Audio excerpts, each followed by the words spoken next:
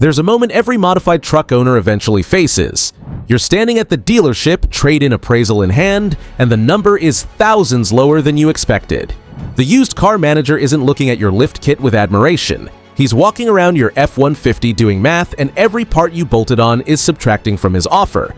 Here's the part nobody tells you when you're clicking Add to Cart on that bargain lift kit. At 2 in the morning, the used truck market doesn't price equipment.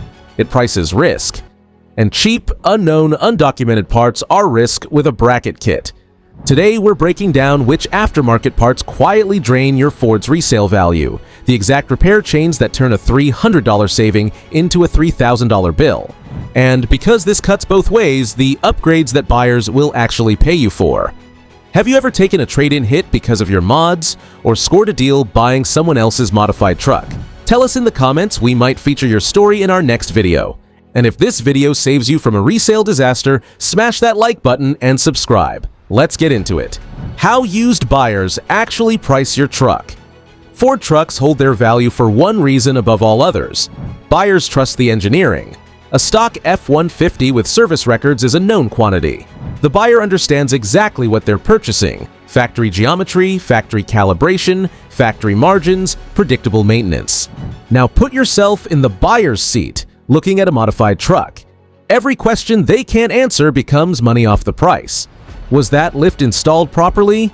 Was the truck tuned aggressively and towed beyond its ratings? Were factory tolerances preserved?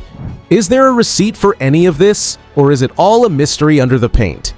Dealers run the same calculation with sharper pencils. A modified truck appeals to fewer buyers, may need reconditioning, tires, wiring repairs, warning lights, sometimes removing the modifications entirely, and carries warranty risk once it's on their lot. Every one of those line items comes out of your trade-in offer. Picture 2 identical 2021 F-150 4x4s, same miles. One is stock with records. It sits comfortably in its market range. The other wears a budget 6-inch lift, unknown control arms, 35s, an aftermarket tune, and not a single receipt. Even if it drives perfectly, the discount can run from $2,000 to $8,000 or more. And here's the detail that should sting. That loss isn't caused by a failure. Nothing has broken. The truck is being penalized for uncertainty alone. Cheap parts destroy confidence before they ever destroy components. The cheap suspension trap. If there's one category where bargain shopping does the most resale damage, it's suspension, because your truck's suspension isn't just springs and shocks, it's geometry. Ford engineers your F-150 or Super Duty around a web of angles, camber, the tilt of the wheel from vertical, caster, which gives you steering stability and that return to center feel on the highway, control arm angles, axle angles, brake balance, load capacity. Every one of those numbers was chosen around towing stability and durability. A quality suspension system changes ride height and corrects the geometry around it. A cheap spacer lift changes the height and nothing else. Here's the repair chain that follows. The geometry shifts and the tires start wearing unevenly. That's $800 to $1,800 in premature rubber. The steering components start working at angles they weren't designed for. Ball joints, tie rods, wheel bearings, and that bill runs $1,000 to $3,000 or beyond. On independent front suspension trucks, the CV axles now operate at steeper angles, adding joint stress, boot wear, and vibration. Total saved on the bargain kit, maybe $200 to $800. Total exposure, several times that before the trade-in discount even enters the conversation. And there's a perception cost that's almost worse than the mechanical one. When a buyer or appraiser spots a no-name lift, they don't just discount the suspension, they ask the question that poisons the whole truck. If they cheaped out here, what else did they cheap out on? The $50 part that costs $1,000. Modern Ford trucks are computers on wheels, a network of control modules all talking to each other, all depending on accurate sensor input, which makes cheap electronics a special kind of trap. Take a bargain oxygen sensor, $50 to $150 saved over the quality part. But the engine control module uses that sensor's readings to adjust the fuel mixture, and a sensor feeding it bad data means incorrect fueling, poor combustion, worse fuel economy, and over time, damage to the catalytic converter. The part didn't fail loudly, it just lied quietly, and the bill for believing it can run from $300 to $2,000 once you count diagnostics, labor, and secondary damage. Wheel speed sensors are the same story with higher stakes. They feed your ABS, traction control, and stability systems. And if you fitted larger tires without recalibrating, every wheel speed calculation in the truck is now slightly wrong. Speedometer, traction behavior, even transmission shift logic. Then there's wiring. Aftermarket light bars, remote starts, and accessories spliced in with shortcuts create intermittent faults, battery drain, and module communication errors, the kind of gremlins that eat diagnostic hours at shop rates. Mechanics will tell you plainly, a $50 wiring shortcut becomes a $1,000 electrical diagnosis. And nothing kills a sale faster than a dashboard glowing with warning lights the seller can't explain. The drivetrain where the real money burns. Everything so far costs hundreds or a few thousand. This category is where resale damage becomes severe, because the drivetrain is exactly why buyers pay strong money for used Fords in the first place. Start with the cheap tuning device. $200 to $500 saved versus professional tuning with real support. What it can deliver: cylinder pressures beyond factory assumptions, torque the transmission clutches weren't rated for, heat the cooling system wasn't sized for. Your engine may make more power while wearing out faster, and the components carrying that risk are pistons, rods, clutch packs. An engine replacement on a modern Ford truck runs $8,000 to $20,000, a transmission $5,000 to $10,000.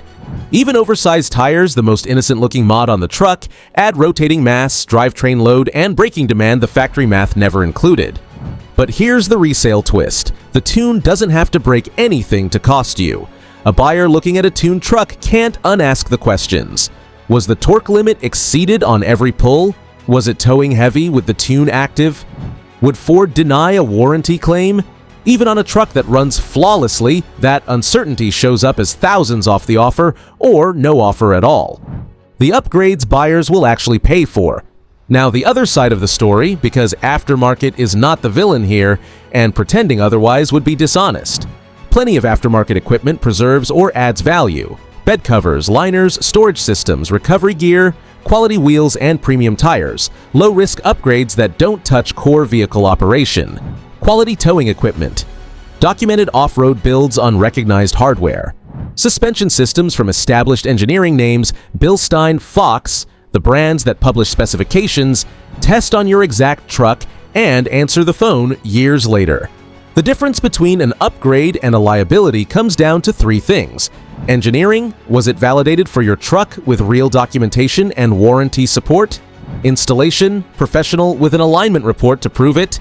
And reversibility. Can the truck go back to stock? Call it the OEM-Plus rule. Improve the truck without making it impossible to trust.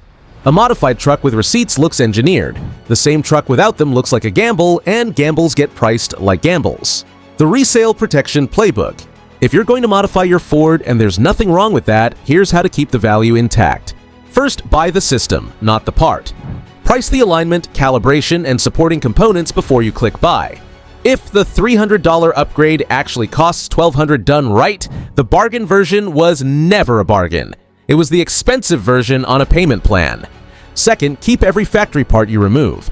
Original suspension, wheels, exhaust, tune. A truck that can be returned to stock is a truck with two markets instead of one.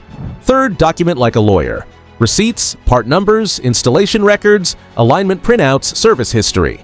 Every sheet of paper converts an unknown into a known, and knowns get paid for. Fourth, protect the three systems buyers fear most: suspension geometry, electronics, and the drivetrain. Spend your quality money there or leave them factory.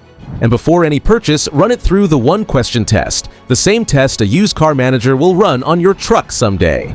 Would a knowledgeable technician, a future buyer, or a dealer look at this and see an improvement, or a future repair bill? If you can't answer that question confidently, the market will answer it for you, at your expense. Your Ford's resale value isn't decided on the day you sell it. It's decided today, in the parts you choose, the installer you hire, and the folder of receipts you either build or don't. What's the best or worst aftermarket decision you've made on your truck? Tell us in the comments. We might feature your story in our next video. And if this video helped you spend smarter, smash that like button and subscribe for more auto insights. Thanks for watching, and see you in the next one.